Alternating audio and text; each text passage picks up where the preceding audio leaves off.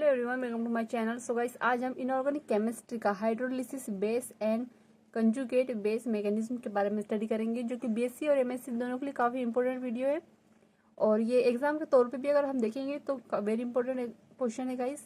तो सबसे पहले हम इसका एक क्वेश्चन देख लेते हैं किस तरह से आता है। तो देखिए, explain the hydrolysis base and conjugate base mechanism, इस तरह से आपको क्वेश्चन आएगा। ठीक है, तो आपको इस तरह से लिखना है। अब हाइड्रोलिसिस बेस के बारे में देखेंगे हम, जो होता है क्षार हाइड्रोजनीकरण कहते हैं। बेस का मतलब होता है क्षार और हाइड्रोलिसिस मतलब होता है हाइड्रोजनीकरण। ठीक है, अब आगे देखते हैं। जब किसी कॉम्प्लेक्स की रिएक्शन किसी क्षार बेस से करवाते हैं तो लिगेंड का प्रतिस्थापन क्षार द्वारा हो जाता है। जो लिगेंड का प्रतिस्थापन है वो क्या क्षार द्वारा हो जाता है। ठीक है, इसीलिए हम क्या कहेंगे, बेस हाइड्रोलिसिस कहते हैं।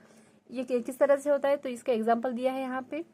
ठीक है, तो CO में NH3 का गुणा होगा है और 2+ है, फिर OH जो होता है वो हाइड्रोलिसिस होता है। ठीक है, सॉरी क्षार होता है।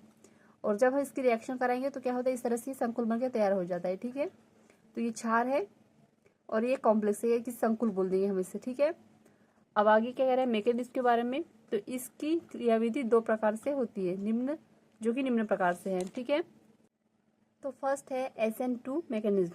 तो इसके बारे में देखेंगे।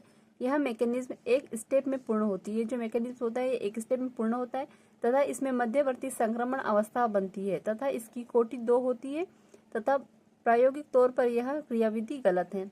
ये जो NS2 जो मैकेनिज्म है इसे गलत करार दिया गया है। ठीक है, यही कह रहे हैं। अब इसका जो है ये एग्जाम्पल दिया है, किस तरह से कंप्लीट होती है। ठीक है, तो ये जो है गलत दिया है, लेकिन इसे लिखना जरूरी है। ठीक है, अब आगे पढ़ेंगे हम इसके बारे में, ये क्यों जरूरी है। ठीक है, तो आपको इस तरह से CONH3 गुणित 2+ और ये जो OH है OH- है, क्षार है और बेस के साथ क्रिया कराई गई है। तो ठीक है, इस तरह से संकुल प्राप्त होता है। फिर क्या है, फिर ये है एक संकुल है। ठीक है, इसमें भी 2+ है और फिर इस तरह से ये रिजल्ट आता है। ठीक है, अब आगे देखेंगे। इस क्रिया विधि के अनुसार अभिक्रिया का वेग क्षार यानी OH की सांद्रता से समानुपाती होता है। अतः अभिक्रिया का वेग OH क्षार की सांद्रता पर निर्भर करना चाहिए, परंतु वास्तव में ऐसा नहीं होता है। प्रायोगिक तौर पर यह देखा गया है कि रेट ऑफ रिएक्शन क्षार की सांद्रता पर निर्भर नहीं करता, अतः यह एक मैकेनिज्म सही नहीं है। ठीक है, इसमें कह रहा है कि जो अभिक्रिया का वेग होता है वो क्षार की सांद्रता पर निर्भर करना चाहिए, परंतु ऐसा होता नहीं है। ठीक है, इसलिए ये क्रियाविधि गलत मानी गई है। ठीक है, अब आगे देखेंगे। तो आगे है SN1 मैकेनिज्म। तो इसके बारे में देखेंगे। यह मैकेनिज्म वैज्ञानिक गैरिक ने दी थी। ठीक है, वैज्ञानिक का नाम था गैरिक, जिसने ये दी थी। इस अभिक्रिया की कोटि 1 होती है। इस अभिक्रिया में मध्यवर्ती संयुग्मी क्षार कंजुगेट बेस बनता है। तो ये इस तरह से संकुल बना हुआ है, आप इसे याद कर लीजिएगा। फिर आगे क्या कह रहा है, इसकी क्रियाविधि 3 चरणों में पूर्ण होती है। तो फर्स्ट स्टेप क्या है वो देखेंगे हम। इस स्टेप में बेस की क्रिया कॉम्प्लेक्स से होती है। जो बेस होता है उसकी क्रिया होती है कॉम्प्लेक्स से, तथा बेस कॉम्प्लेक्स के ऐसे लिगेंड से क्रिया करता है जिसके पास एसिडिक हाइड्रोजन- परमाणु हो। ठीक है, यह ऐसी लिगेंड से क्रिया करता है जिसके पास क्या होता है, एसिडिक जो होता है हाइड्रोजन- परमाणु हो। ठीक है, तो हाइड्रोजन जो परमाणु है वो माइनस में हो, यही कह रहा है इसमें।